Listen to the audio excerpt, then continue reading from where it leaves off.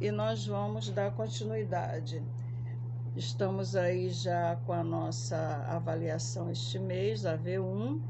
Caso não tenha nenhuma parada aí nas atividades, creio que não, mas vamos sempre obedecendo os pareceres governamentais que são impostos aí.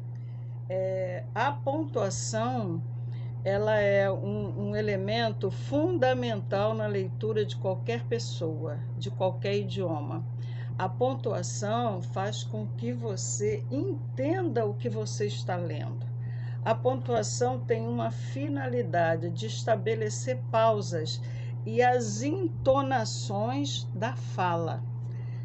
Quando você elabora a sua leitura dentro de uma pontuação correta, você consegue entonar a sua fala, as pessoas conseguem entender o que você está falando, o que você está expondo da tua leitura. Então, por exemplo, quando alguém está pregando, quanto mais você entonar, quanto mais você obedecer a pontuação do que está escrito e daquilo que você interpretou, avaliou para expor sobre o assunto, sobre a palavra, mais as pessoas irão te acompanhar e te entender.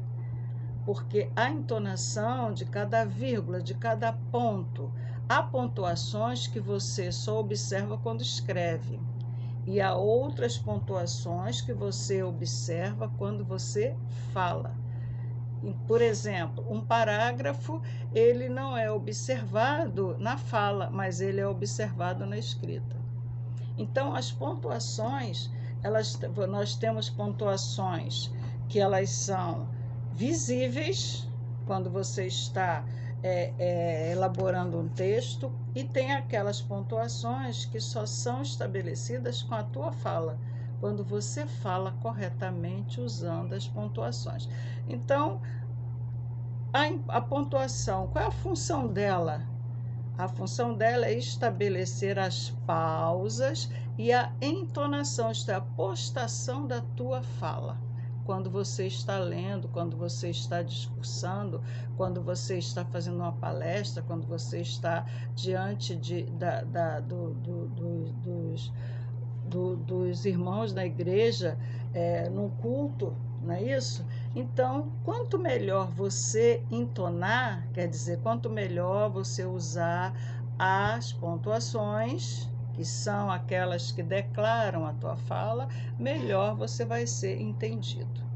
Ok? Então, vamos lá. A pontuação que eu percebi que vocês têm mais dúvida é a vírgula. A vírgula e o ponto e vírgula. Essas duas pontuações foram as que mais vocês falaram sobre. A vírgula, e aonde eu vou colocar aí o ponto e vírgula? Nós temos algumas pontuações que elas são bem visíveis quando nós estamos escrevendo ou falando. Não esqueçam que a pontuação ela vai da escrita para a fala.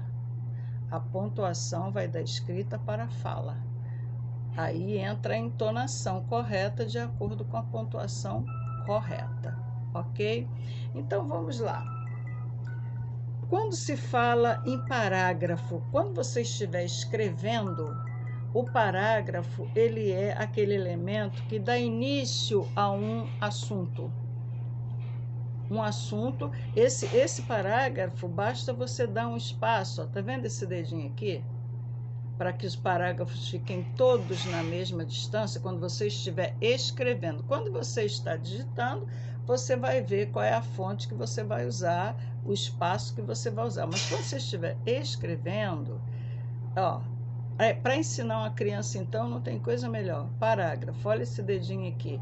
A margem da folha está aqui, bota o dedinho na margem para a direita, ó. Ali é o espaço do parágrafo. E todos os parágrafos subsequentes vão ficar na mesma direção. Entenderam? Aí isso nas redações de concurso é muito visualizado. Os parágrafos no seu devido lugar. Outra coisa é o margeamento. Margeamento. Margeamento são as laterais do que você escreve.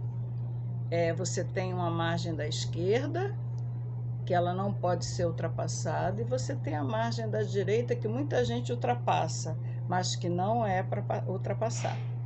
Tanto que quando você faz uma redação de concurso, ela vem delimitada, margem da esquerda e margem da direita bem acentuadas.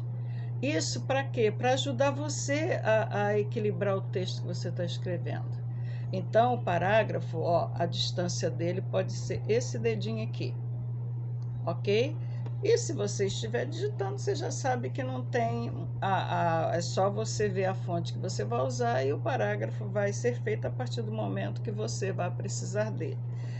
Quando que eu mudo de parágrafo? Por exemplo, se eu estou expondo sobre a Páscoa, eu vou dizer a Páscoa, eu vou falar sobre a Páscoa, vou dizer o que eu sei sobre a Páscoa. Hoje nós estamos comemorando a ressurreição de Cristo Jesus na cruz. Só aí você já começou o seu parágrafo. Agora você quer expor o que você conhece sobre a ressurreição de Cristo na cruz, que é o domingo de Páscoa. Aí eu vou começar a desenvolver o meu conhecimento, aí já é um novo parágrafo. Aí eu começo falando, vamos supor que eu inicie falando da história antiga. Aí eu tenho algum conhecimento, então eu vou para um próximo parágrafo. Então, se eu estou falando, mudando um pouco de assunto, se eu estou falando de um passeio ao ar livre, eu vou colocando os meus parágrafos de acordo com o assunto. Eu vou falar do lugar que eu estou, vou descrever o lugar que eu estou, é um parágrafo. Vou dizer como eu estou me sentindo neste lugar, o qual eu estou fazendo esse passeio ao ar livre, é outro parágrafo. Vou expor quem estava comigo, como eu dividi o meu espaço nesse passeio ao ar livre. Você já tem aí outro parágrafo. Então, você concentra o assunto, expõe sobre ele para poder mudar de parágrafo. Entendido? Entendido? Agora, quando você fala em vírgula, você vai falar de um sinal para marcar uma breve pausa. Por que ela existe? Porque se você não fizer essa pausa, essa breve pausa, que é a vírgula, a sua respiração comanda a tua leitura. Se você não tiver essa pausa para respirar e continuar a leitura, você vai ler e daqui a pouco você... Um exemplo, vou ler aqui para vocês. Um dos personagens mais quixotescos dos quadrinhos nacionais... vírgula, Jeremias, vírgula, o bom está de volta, com pouco mais de 40 anos, vírgula, ainda elegante, vírgula, sempre polido e bem vestido. A única palavra que pode ser omitida pela vírgula e vice-versa é a conjunção e. O e, esse e, pode ser substituído por uma vírgula. Por exemplo, um exemplo bem simples e bem corriqueiro. Fui ao mercado e fiz várias compras, entre elas, dois pontos. E como eu vou citar o que eu comprei, os 2 pontos é a pontuação correta daquilo que eu vou descrever, que eu vou citar. O que eu comprei? Aí eu digo assim, feijão, vírgula, arroz, vírgula, cenoura, vírgula, batata, vírgula, e pão. Por que eu só coloquei a vírgula entre a penúltima e a última palavra? Porque senão a minha entonação vai ficar repetitiva. Comprei arroz e feijão e cenoura e batata. Ela fica repetitiva. Então, a vírgula a palavra e é a única que pode ser substituído por uma vírgula. Quando você vai explicando diversos assuntos em relação ao que você quer explicar melhor. Aí, entre a penúltima e a última palavra, entra o E. Entendido? Então, a vírgula, ela é uma breve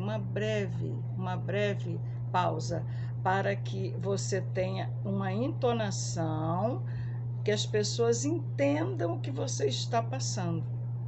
Porque se você não usar a vírgula, você vai acabar, é o que você vê algumas leituras por aí. Por exemplo, sem vírgula, um dos personagens mais quixotescos dos quadrinhos nacionais, Jeremias o Bom, está de volta com um pouco mais de 40 anos, ainda elegante.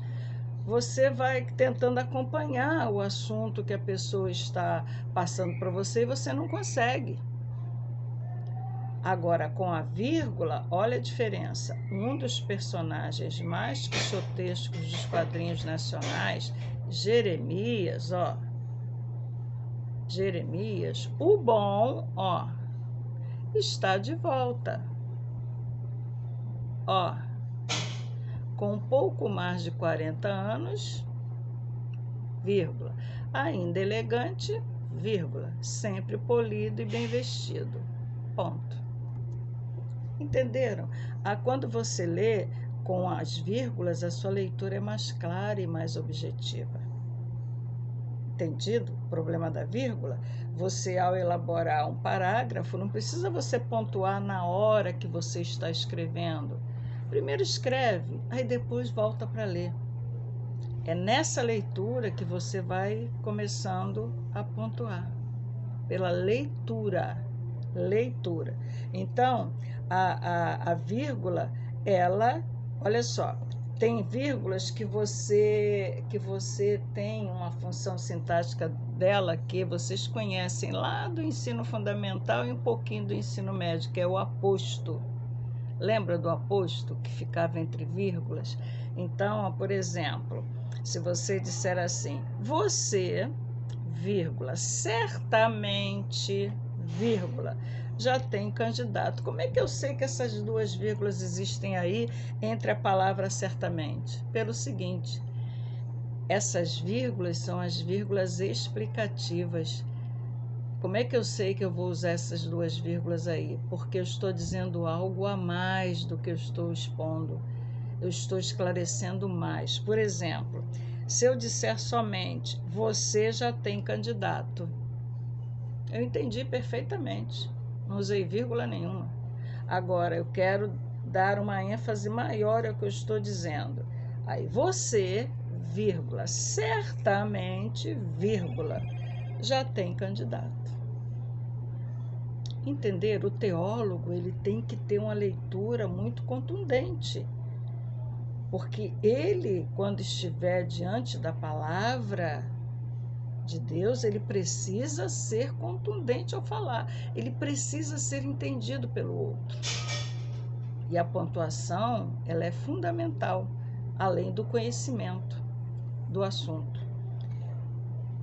Será que eu esclareci o problema da vírgula?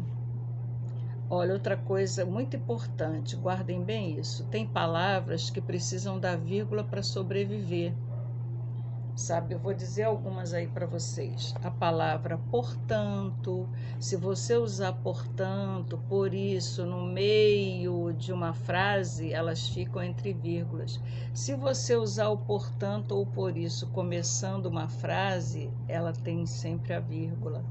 A palavra porque, todas as vezes que você for explicar, tem vírgula sempre antes dela. A palavra mãe, sempre que você usar no meio da frase, ela tem vírgula antes.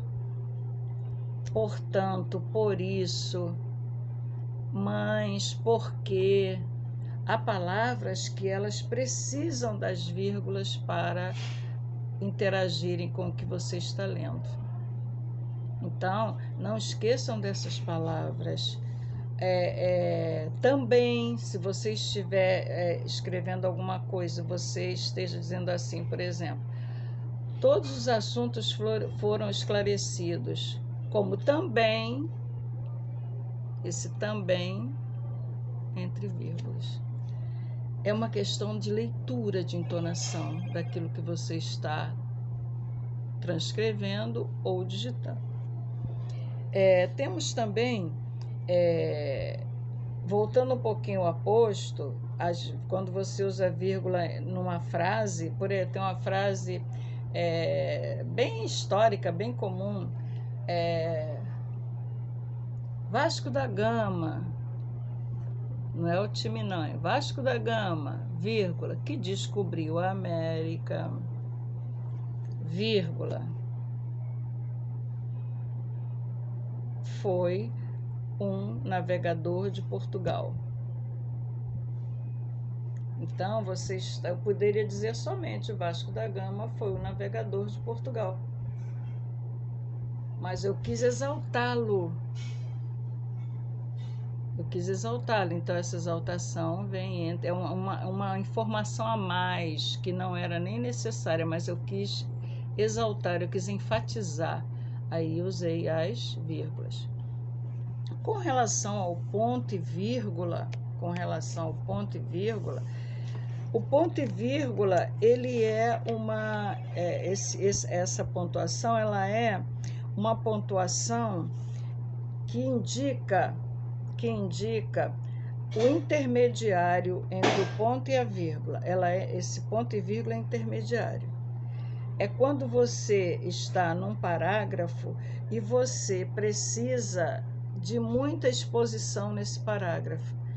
Você usa a vírgula 1, 2, na terceira vez você já está usando um ponto e vírgula no mesmo parágrafo, quando você se estende mais no assunto.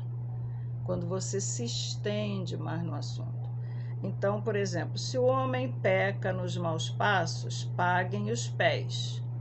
Se peca nas más obras, se o homem peca nos maus passos, vírgula, paguem os pés, vírgula, peca nas más obras, paguem as mãos. Eu vou continuar o assunto, eu não vou me estender mais, ponto e vírgula. Paguem as mãos, ponto e vírgula. Se peca nas más palavras, vírgula, paga a língua. Se peca nos maus pensamentos, eu não estou continuando o assunto, aí lá vou eu com ponto e vírgula. Então, é quando você se estende mais no assunto, quando você está num parágrafo que ele é extenso e que você precisa dar mais informações. Ela é uma pausa mais longa, mais alongada no texto.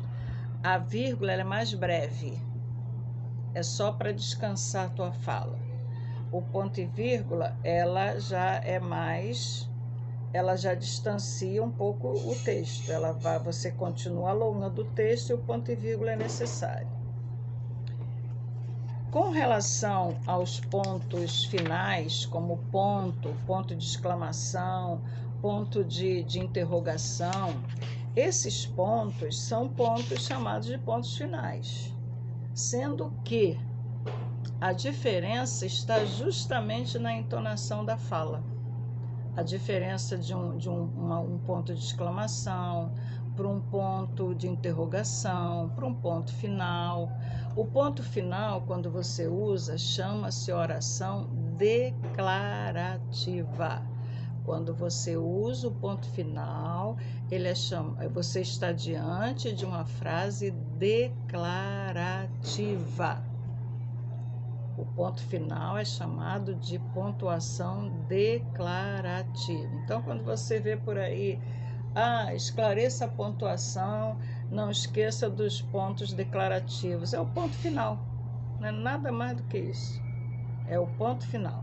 Agora, o ponto de interrogação, ele é muito usado, tanto o de interrogação quanto de exclamação. O de interrogação ele é usado para você dar a ideia para o leitor de que você está indagando, alguma coisa, que você está precisando de uma resposta. Por exemplo, onde está o meu livro? Onde está o meu livro? Se eu não desse entonação de interrogação, eu vou ler onde está o meu livro? Onde está o livro? Eu leio de uma forma que, se não tiver interrogação, eu vou dar várias formas de fala para essa pergunta. Quem chegou agora? Olha a entonação que você dá, como é diferente. Quem chegou agora?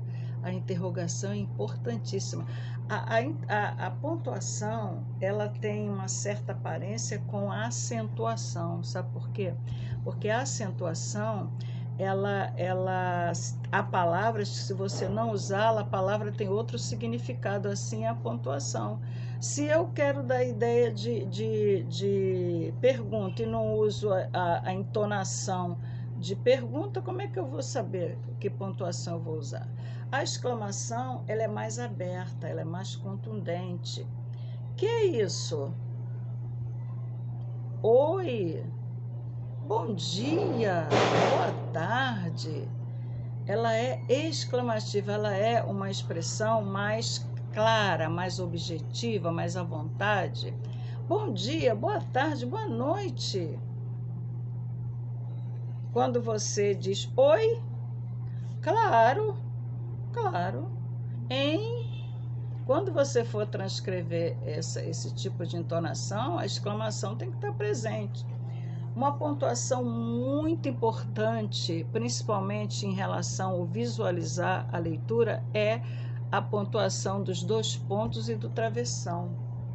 Quando você usa os 2 pontos, nós já vimos lá na frente que é para você esclarecer, você pode fazer aí várias citações. Mas os 2 pontos também, ele é uma pontuação do diálogo. Ele é uma pontuação do diálogo. Por exemplo, Cabo Maneco, vírgula, não há novidade. Aí eu vou fazer em forma de pergunta. Cabo Maneco, vírgula, não há novidade? Eu estou falando com ele, eu estou perguntando a ele, aí ele vai responder. Nessa resposta, não fui eu falando? Num diálogo, que marca a fala de quem está falando ali no texto é o travessão. O travessão é a marca oficial de um diálogo. O travessão é a marca oficial de um diálogo. O travessão está ali iniciando uma frase, pode ler com atenção que é um diálogo.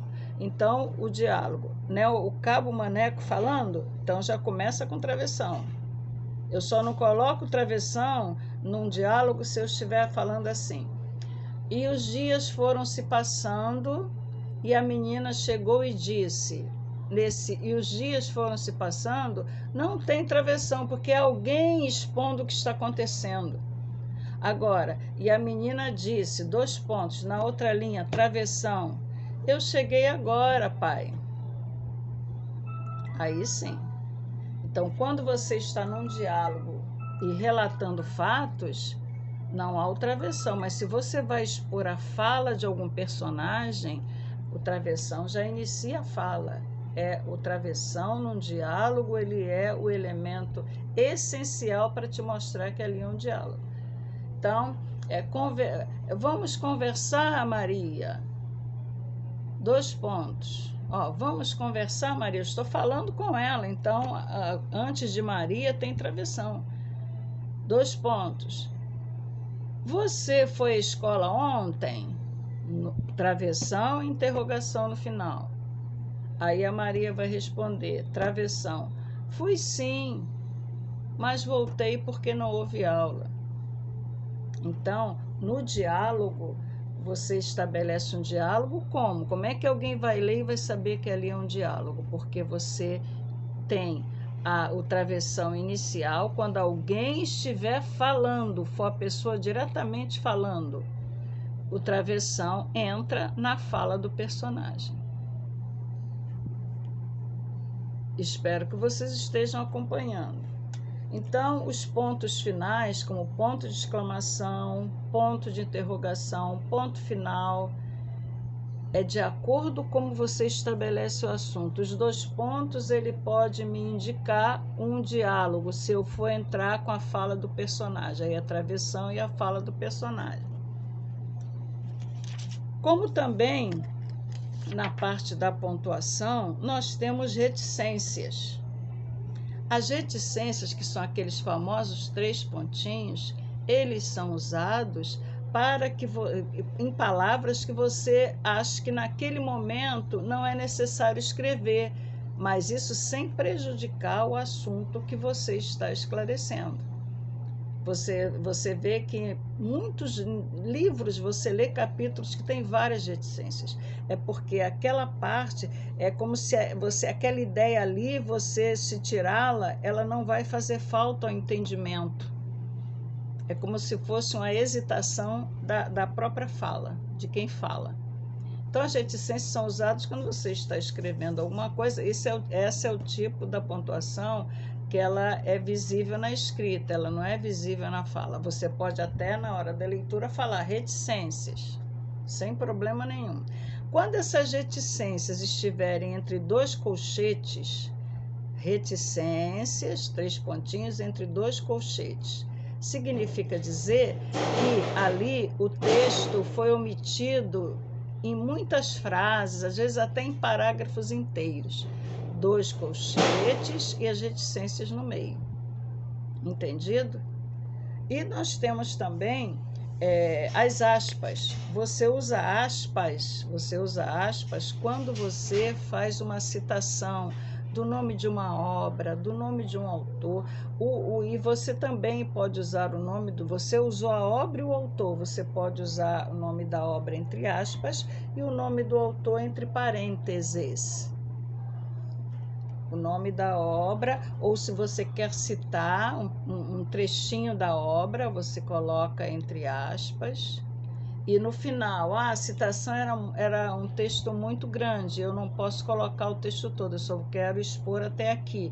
No final, você vai colocar, como são mais frases, você vai colocar, ou no começo, se você tirou parte do texto, ou no final, se você tirou parte do texto, os colchetes com os 3 pontinhos. Entendido? E as aspas, como nós estávamos falando, você usa as aspas para quê? Para enfatizar alguma coisa que você está passando naquele momento de conhecimento que precisa ser enfatizada. Uma obra, um trecho de uma obra, e o nome do autor, da página, isso aí você vai aprender, eu já aprendi em metodologia científica, as normas da BNT, o nome do autor, ele pode vir, a página do livro que você expôs essa citação, o nome do autor pode vir entre parênteses. Então, queridos, pontuar não é algo assim fora do meu aprendizado, não. Também é uma questão de treino. Quanto mais você prestar atenção nos textos que você lê, ainda mais nós que lemos tanto a Bíblia, olha a pontuação, vai prestando atenção nela. Você consegue aprender a pontuar e assim a falar melhor, a ler melhor, a partir da prestando atenção nas leituras que você faz em relação às pontuações. Entenderam? Eu creio que nós vamos passar exercícios de pontuação, mas eu primeiro gostaria que vocês me passassem o que vocês entenderam, o que vocês observaram do nosso vídeo hoje e que vocês postassem as suas dúvidas no fórum para que eu possa ajudá-los. E espero que eu tenha ajudado vocês nessa pontuação. Agora, depende de você fazer leituras, de você observar na hora que lê, que você vai ver que vai melhorar bastante. Espero que eu tenha ajudado a vocês. Fiquem com Deus, Deus os abençoe. Que Deus dê a vocês uma Páscoa cheia de saúde e paz, que é o que nós estamos precisando muito nesse momento. E que Deus nos abençoe e que essa ressurreição de Cristo esteja presente no coração de cada um de nós, que é o que nós estamos precisando. Que Deus abençoe a todos, e qualquer dúvida que vocês tenham sobre este assunto ainda, vocês podem tirar nos fóruns. Fiquem com Deus. Obrigada.